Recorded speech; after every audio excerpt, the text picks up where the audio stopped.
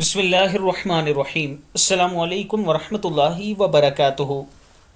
وہ کون سے 7 احوال ہیں جن سے پہلے آپ صلی اللہ علیہ وآلہ وسلم نے اعمال کرنے کا حکم فرمایا؟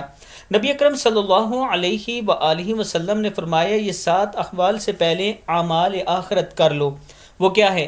نمبر 1، تم نہیں انتظار کرتے مگر بلا دینے والی محتاجی کا، یعنی محتاجی سے پہلے اچھے کام کر لو، یا سرکش بننے والی مالداری مال آنے سے پہلے آپ دوست اچھے کام کرنے، یا بگاڑ والی بیماری کا، یا انتہائی بڑھاپے کا، یا فنا کرنے والی موت کا، یا دجال کا جو بن دیکھی برائی ہے جس کا انتظار کیا جا رہا ہے، یا قیامت کا، بس قیامت سخت حادثات اور کڑوا گھونٹ ہے۔